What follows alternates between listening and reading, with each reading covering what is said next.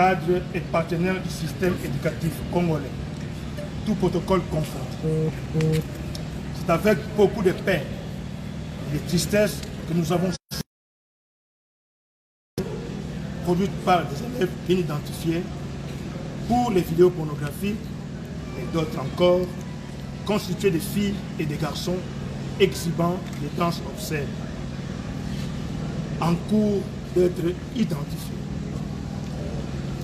Concernant la vidéo pornographique, il s'agit bel et bien des élèves de la 3e des humanités littéraires, ancienne 5e littéraire, qui sont 1. Tumba Kalengai, 2. Bante Kambemba, 3.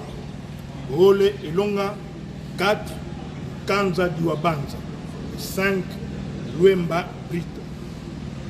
Et l'élève fille Kanyeba de la 1e des humanités littéraires, ancienne 3e littéraire, du collège Saint-Georges. Voyant que les faits ont touché les sensibilités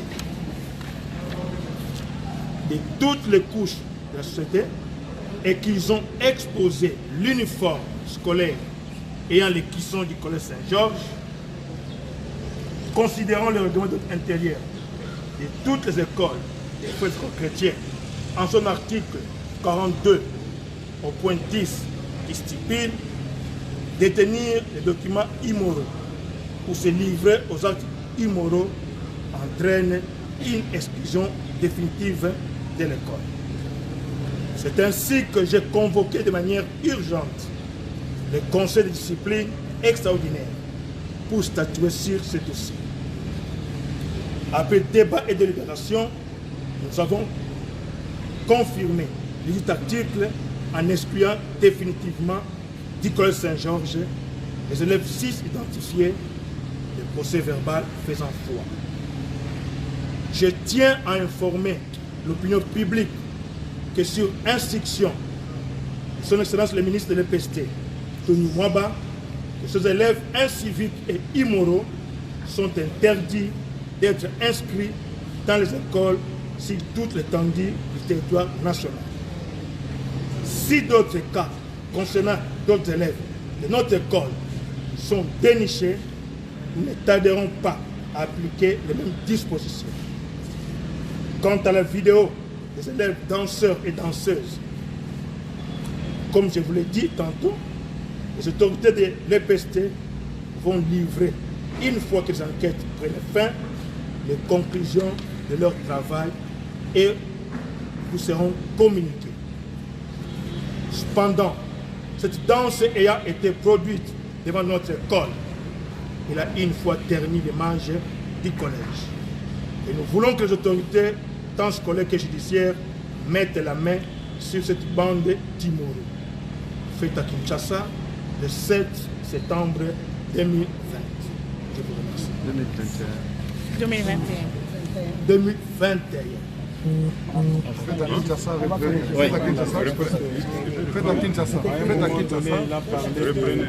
s'il vous plaît. Faites à Kinshasa le 7 septembre 2021. Voilà, la raison on a repris. Alors, c'est bon, monsieur le ministre.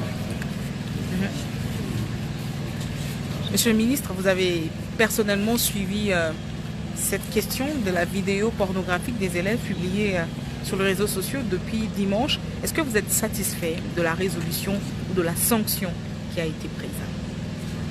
Madame, je devrais me rassurer personnellement en faisant une descente sur le lieu. Vous le constatez bien, on est au collège Saint-Georges. C'est l'école qui est fréquentée par ces élèves qui ont été identifiés sur une vidéo, cette fois-là en qualité d'acteurs pornographiques. Et ils nous ont livré cette scène qui a choqué toutes les sensibilités parce que la vidéo a fait le tour du monde. Et puisque je tiens au redressement et à l'assainissement des milieux scolaires, je devrais personnellement arriver ici pour voir de quelle manière ce cas a été géré. Comme vous venez de le suivre, ces élèves bien identifiés sur la première vidéo viennent d'être exclus définitivement de cet établissement public scolaire. Parce que, comme on l'a dit, ce sont des immoraux. Ils ont transformé les milieux scolaires en site hollywoodien de tournage de films, même pornographiques. Quand vous voyez la manière dont ils se sont livrés, vous comprenez que ces élèves sont très dangereux. Quel que soit leur âge, si ce sont des mineurs, je crois que la loi sur la protection de l'enfant, qui organise la protection sociale, pénale et juridique des enfants, s'en occupera parce qu'il y a aussi des aspects pénaux. Mais ici, nous venons de prendre des mesures disciplinaires, des mesures administratives telles que les prévoient nos textes et ils sont exclus.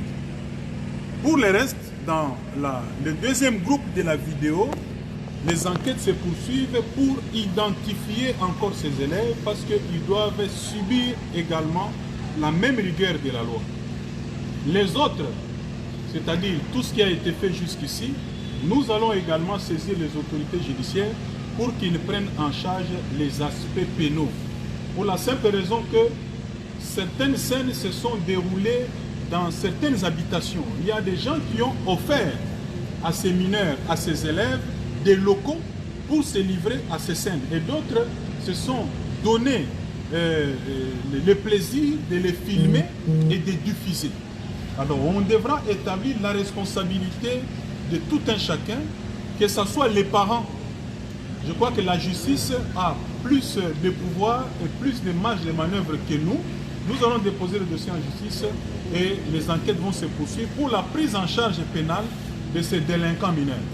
Et pour les autres, nous continuons à les identifier au niveau de nos écoles et d'ici là, les sanctions seront également prises, ils seront identifiés, ils vous seront présentés. Donc voilà ce qui a été fait et nous devrions normalement frapper fort comme on l'a fait parce qu'on vient de nous signaler qu'il y a eu un cas pareil dans un autre établissement à Saint-Édouard et le chef d'établissement avait pris ses dispositions. Il y a même des parents qui se sont permis d'attraire en justice le chef d'établissement pour avoir exclu ses enfants avec la complicité de leurs parents. Et nous allons suivre de près ces cas et accompagner de manière à ce que les milieux scolaires soient totalement assainis. Quand on envoie un enfant à l'école, c'est pour qu'il soit meublé de toutes les compétences morales, intellectuelles, pour qu'il soit capable de prendre en charge l'avenir de ce pays. Et c'est aujourd'hui que ça doit se passer. L'EPST, c'est la base. Et donc, nous serons intraitables face à ces cas d'immoralité. Deux messages. D'abord, quel est le message que vous adressez aux parents? Parce que c'est aussi une question de responsabilité. L'éducation depuis la maison, l'école vient en complément, mais également à tous ces élèves, vos enfants qui vous suivent. Bon, je ne peux pas me mettre ici pour commencer à rappeler les devoirs des parents envers leurs enfants. C'est connu. L'école fait ce qu'elle peut faire, mais dans chaque milieu social, dans chaque environnement, il y a des règles. Si l'enfant a échoué l'éducation dans la sphère familiale, mais ici à l'école, nous allons prendre toutes les dispositions pour les redresser. Mais si l'école n'est pas capable de rendre l'enfant moins dangereux ni meilleur, nous allons prendre les traitements qui s'imposent, les mettre même à la disposition de la justice parce qu'il devient dangereux pour tous les autres. Je sais qu'il y a des parents, malgré l'immoralité et la gravité de ces faits, vous comprenez que l'instinct naturel serait de toujours prendre des faits à cause de leurs enfants. Donc on n'en va pas entrer dans ce débat-là.